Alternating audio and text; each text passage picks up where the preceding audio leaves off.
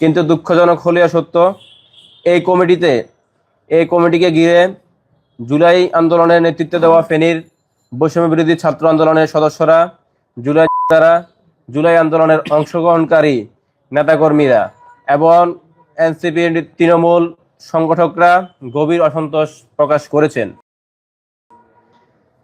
আপনারা যারা আমাদের আন্দোলনের দিনগুলোতে আমাদের সঙ্গে ছিলেন, মাঠে ছিলেন, মিছিলে ছিলেন, অবরোধে, মানববন্ধনে আপনারা প্রত্যক্ষ করেছেন কারা নেতৃত্ব দিয়েছে এবং কারা রাজপথে ছিল। ফেনীবাসী দেখেছে এনসিপিকে প্রতিষ্ঠিত করতে কারা দিনরাত পরিশ্রম করেছে। আমরা গভীর দুঃখের সাথে জানাতে চাই, ঘোষিত জেলা কমিটি তৃণমূল নেতা কর্মীদের সাথে কোনো আলোচনা, মতবিনিময় বা সাংগঠনিক সমন্বয় সভা ছাড়াই প্রকাশ করা হয়েছে। গণতান্ত্রিক সংস্কৃতি ও দলীয় আচরণবিধির পরিপন্থী উপায়ে এই কমিটি ঘোষিত হয়েছে।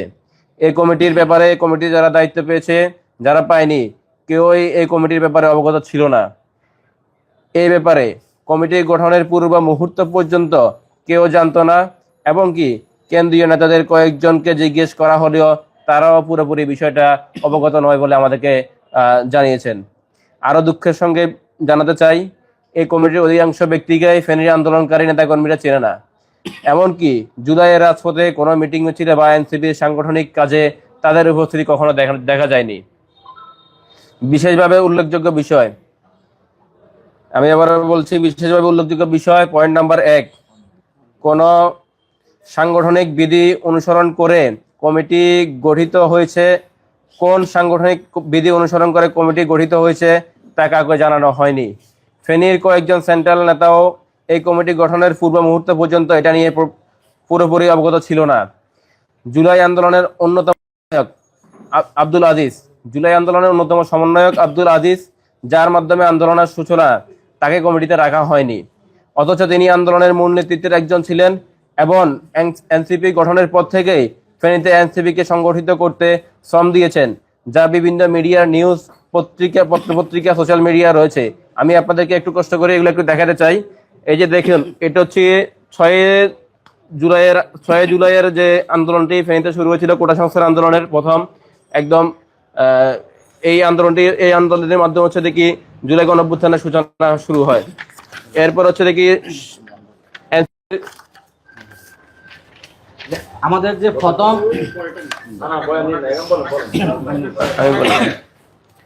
প্রথম সারি আব্দুল আজিজ, যার নেতৃত্বে আমাদের এই ফেনীতে আন্দোলন হয়েছে, আপনারা সবাই অবগত আছেন। দেখেন, ফেনীতে সর্বপ্রথম যে মানববন্ধন হয়েছিল, সেই মানববন্ধনের সর্বপ্রথম নেতৃত্ব আমাদের আব্দুল আজিজ দিচ্ছে। এবং এনসিপিতে যে কোনো কার্যক্রম শুরু হওয়ার আগে সর্বপ্রথম উদ্যোগ আব্দুল আজিজ নিত। এটা হচ্ছে আমাদের এনসিপির আমাদের জেলা গ্রুপ, সেখানে আব্দুল আজিজের নেতৃত্বে দেখেন সেই উদ্যোগ নিয়েছে। ওই উদ্যোগের মাধ্যমে আমরা প্রত্যেকটা প্রোগ্রাম বাস্তবায়ন করেছি, তার একটা ডকুমেন্টস এখানে। এবং 1 জুলাই আমাদের যে পদযাত্রা ছিল, এর আগে 20 জুলাই আমরা একটা সংবাদ সম্মেলন করেছিলাম। এখানে দেখেন আব্দুল আজিজ এখানে উপস্থিত ছিল।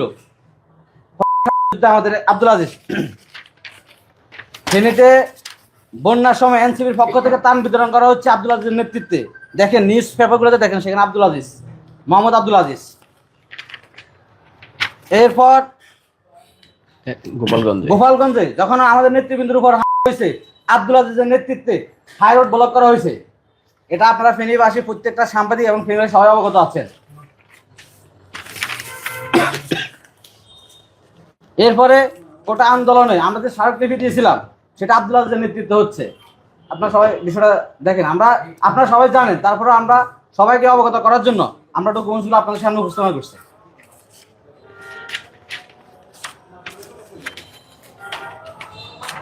এরপরে এনসিপি যে ইফতার প্রোগ্রামে, সেখানে আমাদের যে অতিথি কেন্দ্রীয় নেতৃবৃন্দের সাথে আব্দুল আজিজ।